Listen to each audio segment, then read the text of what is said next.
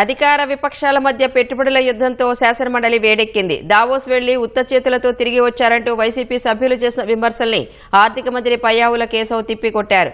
అమర్ రాజా, లులు వంటి సంస్థల్ని రాష్ట్రం నుంచి తరిమేశారని మండిపడ్డారు. ఈ దశలో బొత్స సత్యనారాయణ చేసిన విమర్శలకు పయ్యావుల ధీటుగా బదులిచ్చారు. రాష్ట్రంలో జగన్ పెట్టుబడి పెడతామని ముందుకు వచ్చినా చర్చించేందుకు సిద్ధమని పయ్యావుల స్పష్టం చేశారు. గతంలో ఏం జరిగింది అధ్యక్ష? 12,000 మందికి ఉద్యోగాలు ఇచ్చినటువంటి అమర్ రాజాని ఏం చేశారు అధ్యక్ష? పక్క రాష్ట్రానికి ధర్మేస్తే 50,000 కోట్ల పెట్టుబడిలో తెలంగాణ క్యాప్చర్ చేసింది అధ్యక్ష. ఆఖరికి అండర్వేర్ కంపెనీలు వదలలేదు అధ్యక్ష. వీళ్ళు ఈ 10 నెలల కాలం జేఎస్డబ్ల్యూ సంస్థ ఆవిడ తగిలిస్తే వాళ్ళు వెళ్ళి మహారాష్ట్రలో 3 లక్షల కోట్ల రూపాయలతో వచ్చి వాళ్ళు ఎమ్మెల్యే చేసుకున్న అధ్యక్ష. ఈ 10 నెలల కాలంలో పోటీ ప్రపంచం వేరు, తరిమేసే ప్రభుత్వాలు వేరు అధ్యక్ష.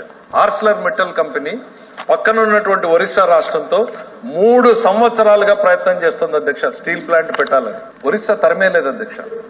We have given them attractive pack. Government of ఇండియాలో వాళ్ళకి చాలా ప్రాబ్లమ్స్ వచ్చినాయి అధ్యక్ష.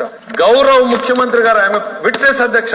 ఎనర్జీ మినిస్టర్ దగ్గర నుంచి, స్టీల్ అండ్ మినిస్టర్ దగ్గర నుంచి ప్రధానమంత్రి వరకు వాళ్ళు ఉన్నటువంటి సమస్యలన్నింటినీ కూడా ఆంధ్రప్రదేశ్ ప్రభుత్వ సమస్యలుగా పరిగణించి వాటిని అన్నింటినీ ప్రస్తావించి వాటికి సొల్యూషన్ తెచ్చాం. కాబట్టి ఇవాళ ఈ రాష్ట్రంలో కళ్ల ముందు ఆర్సిలర్ మెటల్ 1,70,000 కోట్లు పెట్టుబడి పెట్టారు.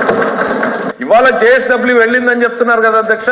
రమ్మనండి సార్ బొత్స సత్యనారాయణ గారిని as a representative of Jaganmohan Reddy garu రమ్మనండి.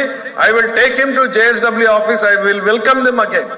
ప్రమాణ స్వీకారం వేదిక మీదనే ఆ రోజున పీపీఏలు రద్దు చేస్తున్నామంటూ మొత్తం ఎనర్జీ రంగాన్ని కుప్పగొల్చినటువంటి నాటి పాలకుల్ని చూసి ఇవాళ ప్రభుత్వం ఇన్వెస్టర్లు భయపడతా ఉన్నారు అధ్యక్ష. వీళ్ళు ఇండస్ట్రీ గురించి మాట్లాడతారు.